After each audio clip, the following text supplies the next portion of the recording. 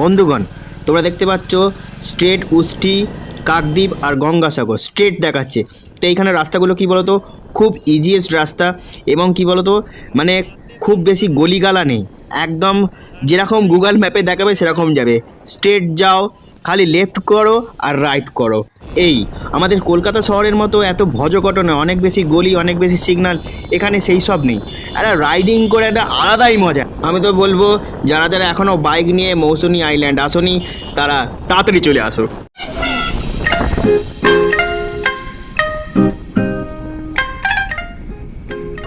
এবার আমরা খালি দেখিতে পাইব খালি সবুজ আর সবুজ, চারিদিকে সবুজ দেখা দেখা চোখ মন প্রাণ সব জুড়াইয়া যাইব।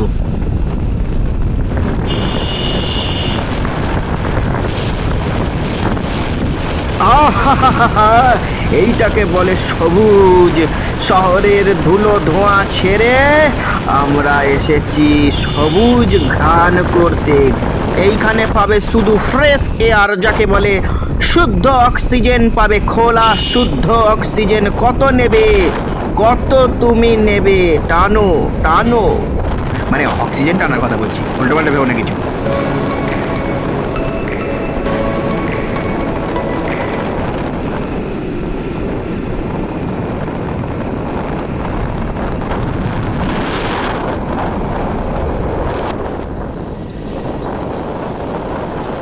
আমরা কাকদ্বীপ গঙ্গাসাগরের দিকে যেই রুটটা যাচ্ছে সেই রুট ধরেই আমরা বাইক নিয়ে যাচ্ছি।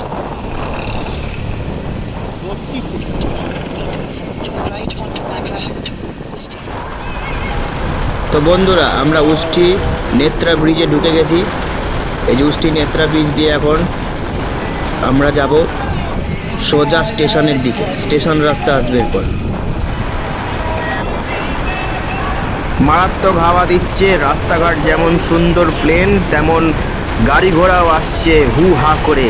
সাবধানে বাইক নিয়ে আসবে, কিন্তু গাড়ি নিয়ে আসলেও সাবধানে, একদম সাবধানে রুট ধরে এগোবে।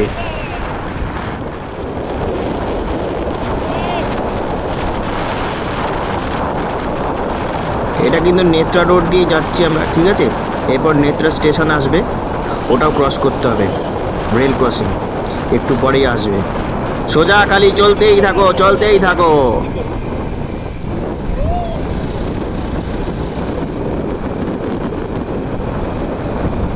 ম্যাপে তো দেখাচ্ছে নেত্রা রেল স্টেশন একটুখানি, চ যাই দেখি।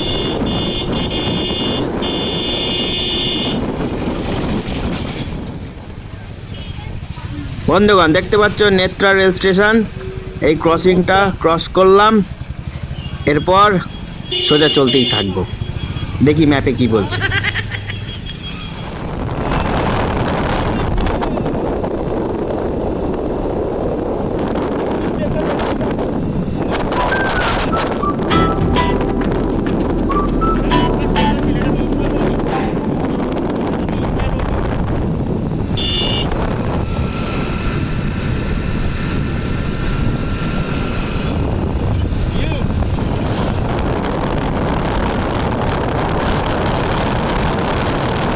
আমরা দেখতে পাচ্ছি লেফট সাইডে কাকদ্বীপ, রাইট সাইডে ডায়মন্ড হারবার। এই যে দেখলে তোমরা এক ঝলকে। তো আমরা লেফট সাইড নিয়ে নিলাম, কাকদ্বীপ রোডে যাবো এবার, কাকদ্বীপ রোড ধরে।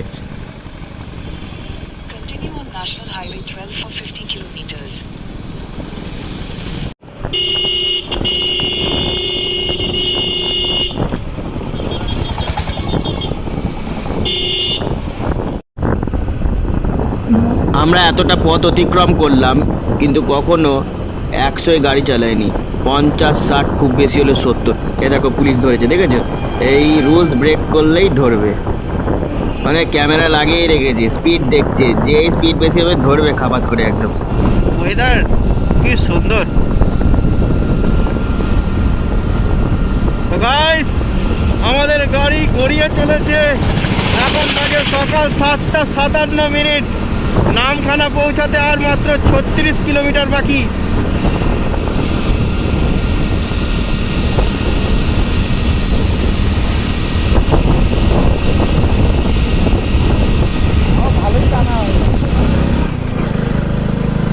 নামখানা পৌঁছাতে আর মাত্র 19 কিলোমিটার বাকি।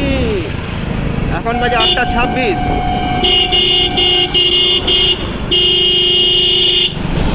একদম ঠিক রুটেই যাচ্ছি, সোজা বকখালি, কাকদ্বীপ, গঙ্গাসাগর রুট। খালি গঙ্গাসাগর গেলে রাইট টার্ন নিয়ে নিতে হবে এই আর কি।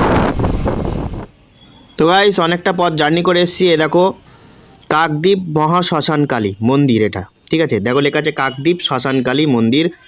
আজকে দিন শনিবার এবং নভেম্বরের 30 তারিখ, তাই মায়ের মন্দির থেকে একটু দাঁড়িয়ে গেলাম। তো আমরা ভেতরে আর ঢুকবো না, কারণ জুতো টুতো খুলতে হবে, অনেকটাই দেরি হয়ে যাবে। তাই মাকে বাইরে থেকেই প্রণাম করে নিলাম এবং অসহায় কিছু মানুষ রয়েছে তাদেরকে কিছু পয়সা দান করলাম, যারা মন্দিরের বাইরে বসে। তোমরা বুঝতেই পারছো কি বলতে চাইছি। চলো তাহলে আবার রওনা দেওয়া যাক।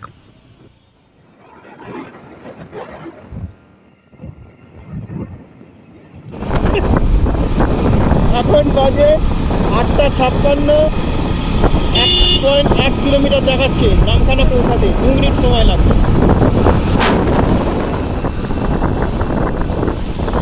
এই যে উঠে পড়লাম আমরা নামখানা ব্রিজ, দেখতে পাচ্ছ এটা হচ্ছে নামখানা ব্রিজ। এই ব্রিজটা ক্রস করার পর তারপরে দেখছি কি আসছে। ট্রেনে করে আসলে একরকম, নামখানা স্টেশনে নেবে, সেখান থেকে টোটো করে পাতিবুনিয়া ঘাট। কিন্তু আমরা যেহেতু বাইকে আসছি আর এই প্রথমবার, তো নামখানা ক্রস করার পর একটা রাইট টার্নিং নিয়ে কিন্তু একটা এই কুসুমতলা ঘাট, ওইখান থেকে আমাদেরকে ফেরি করে যেতে হবে, মানে মৌসুনী আইল্যান্ড। ভিউটা দেখো কি দারুণ, আকাশ যেমন নদী সেরকম। আহা, ভিউটা দেখছো, সব ছোটো ছোটো লঞ্চ লঞ্চ পাড়ে বাঁধা রয়েছে। এইগুলো করেই মানে সাইট সিন দেখাতে নিয়ে যাওয়া হয় যতদূর মনে হচ্ছে।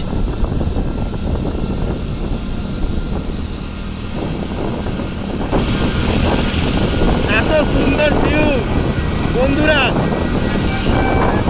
দিল পুরো গার্ডেন গার্ডেন হয়ে যাচ্ছে। লং ড্রাইভে যাওয়ার মজা এইটাই, বিশেষ করে সেটা যদি বাইক ট্রিপ হয়।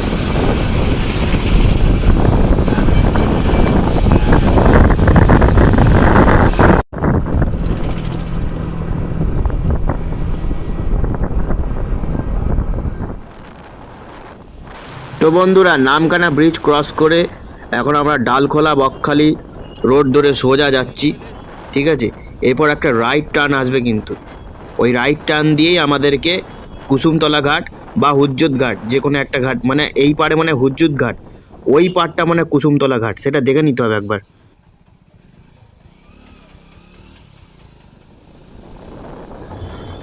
এবার খালি আমরা একটাই রুট ফলো করছি, সোজা বকখালি। বকখালি রুট ধরে গেলেই, এই যে ডালখোলা বকখালি রুট, এইটা ধরে গেলেই আমরা পৌঁছাতে পারবো মৌসুনী আইল্যান্ড। মানে রাইট টার্ন নিতে হবে, সেইটাই খালি দেখে নেবো কখন নিতে হচ্ছে। তো আমরা প্রায় অনেকটা পথ অতিক্রম করেই ফেলেছি, তো ভালো একটু টিফিন করে নিই, না টিফিন করতে অনেক দেরি হয়ে গেল। এই যে পেটাই পরোটা আর ঘুগনি, সাথে কাঁচা লঙ্কা ফ্রি। তো খেয়ে দিয়ে পেট মোটা করে আবার বেরিয়ে পড়লাম মৌসুনী আইল্যান্ডের উদ্দেশ্যে। দেখো অনেকে কিন্তু মৌসুনী আইল্যান্ড বলে, অনেকে মৌসুমি আইল্যান্ড বলে, এটা নিয়ে কিন্তু বেশ কনফিউশন আছে। কিন্তু আমি অনেক দেখলাম, রিসার্চ করলাম, নামটা কিন্তু মৌসুনী আইল্যান্ডই। তোমাদের মতে এটা কি, মৌসুনী না মৌসুমি, সেটা কমেন্ট বক্সে অবশ্যই জানাবে।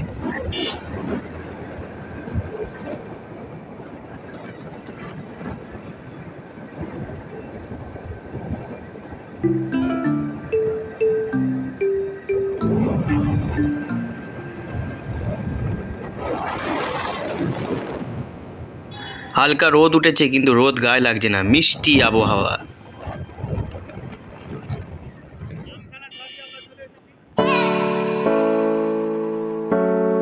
মৌসুনী আইল্যান্ড এসে গেছি। এই যে রাইট টার্ন নিলাম, দেখলে এই রাইট টার্ন নিতে হবে। অনেকে সোজা চলে যায় ভুল করে, আমরাও চলে গেছিলাম, কিন্তু আবার জিজ্ঞেস করেছি যে পাতিবুনিয়া ঘাটটা কোনটা। অনেকে বলে পাতিবুনিয়া ঘাট, অনেকে বলে কুসুমতলা ঘাট, অনেকে বলে হুজ্জুত ঘাট, কী বলে কিছুই বোঝা যায় না। একটাই বোঝে ঘাট সোজা। জিজ্ঞেস করে ঘাট কত দূর, বলবে একদম সোজা চলে যাও, যেরমভাবে যাচ্ছে রাস্তা এঁকে বেঁকে তুমিও সেরমভাবে যাও।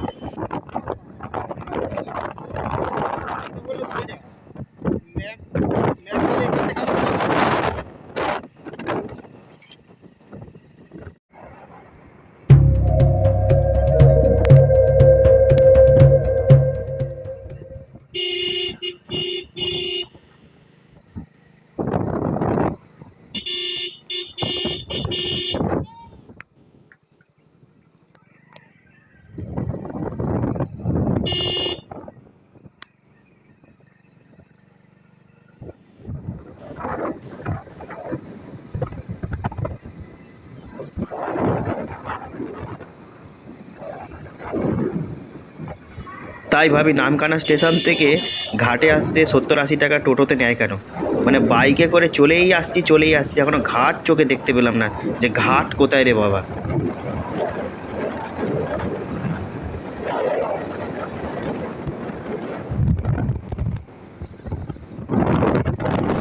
নৌকায় গেলে নৌকা পাই। এখানে সোজা দাঁড়া না, এদিকে আয় না। এটা কি ঝিলটার নাম কি এটা?